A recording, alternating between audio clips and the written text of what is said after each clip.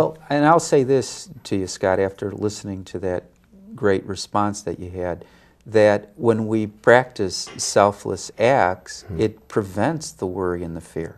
It just snuffs them out, really. At least in those moments. Well, I'm saying even before if you do selfless acts on a regular basis, on a daily basis, maybe multiple times a day, selfless acts, that it's going to prevent the fear because your trust. Your understanding of your oneness with the world and the fact that beings who are choosing to be selfless we are somehow supported. When you are choosing to resonate with the universe, I don't know if it's God or physics or both, but the universe does respond. Providence does come in unexpected ways, and that does probably help over time more and more to lessen your fear. Yes, it has for me. Okay. Now, you gave a handout at the workshop, and it had this tree of life. The tree of life, yeah. It was like a metaphor for higher consciousness, living in peace, living in love. Can you describe your tree of life metaphor for our audience? Sure. I won't go too much into depth, of course, but briefly, and I call it not the tree of life, but the tree of living. Okay. Because the tree of life is kind of a static term, and I wanted to make sure that people were aware that it is a metaphor that is dynamic, and in every moment it starts anew, and like life, it dances and it changes, and we always have the opportunity to choose anew. And that's basically what the tree of living is about. It's a diagram of a tree where the tree represents one human being, and the light that comes into the leaves represents the stimuli that come into us in every second, that our senses, all of our senses perceive, including our right brain senses, intuition, or our spatial awareness. And so there's like balance between like two opposites? Yeah, that's where that judgment would start to come into play. And generally when stimuli come into our leaves, which is kind of like our brain, we receive those pieces of input and we form judgments about them. Our brain is programmed that way so we can survive. It categorizes, it familiarizes, and we form belief systems to help ourselves to cope. Well, I love it because then you've got the leaves that just fall away and you can create new beliefs. Yeah, and that's what the metaphor gets really good, is because basically if your belief systems become entrenched because you want to cope better, it's like dark leaves, and you shut out the other light that could be coming in, showing you a different way. And those leaves then group into branches, which could be political beliefs or religious beliefs that kind of keep you kind of stuck, and they keep you from really feeling connected to your trunk, which is connected to your roots, which is your soul, or your connection with the universe.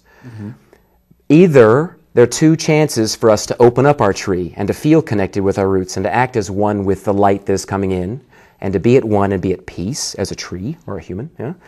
The first of those ways is to sit back and say, I can choose, and I choose to shake off my entrenched beliefs that might be condemnatory of others or damaging. I can open up bravely and humbly to what's around me, and I can try to live life anew more selflessly as a part of the forest as opposed to just a tree. Or, if we don't do that, a storm comes, and the leaves will be removed. I think we've all experienced this. And the leaves will be removed, and it is not much fun when it happens, but then after it happens, we are allowed to leave those branches free to perceive anew, or some people, myself for 15 plus years, put more dark leaves on for another storm to come. But eventually I opened up enough to leave my leaves free of the branches and to soak up more of the light and to be humble in how I view the world and to attain peace that way. Well, you chose your metaphor wisely, the tree of living metaphor, and thank you for correcting me. I think in archetypes, the tree is knowledge. Like Buddha sat under. Right. Yeah. Buddha sat under, the Bodhi tree. Yes. So, describe your version of consciousness. That's a good one, Jay. That's good. You told me you were going to take the gloves off, and you have. My version of consciousness. I'll be honest. I don't know. I'm pretty sure a lot of people don't. I think scientifically it's still one of the great mysteries, actually. Well, can I tell you my understation? I would love your understanding of consciousness. Not my understanding of your view of consciousness, which I thought is great. Fire away. That really, only when we're at peace or in love can we have true consciousness.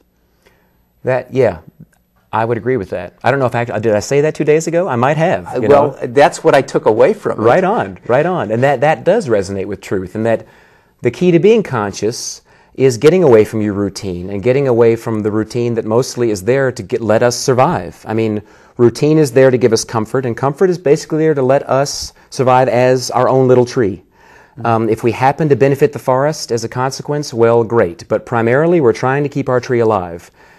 And even though we're smart and we can speak and we can formulate words and write books and have these wonderful TV encounters, etc., we fool ourselves into thinking that's consciousness. And consciousness has really little to do with intelligence. It has to do with awareness.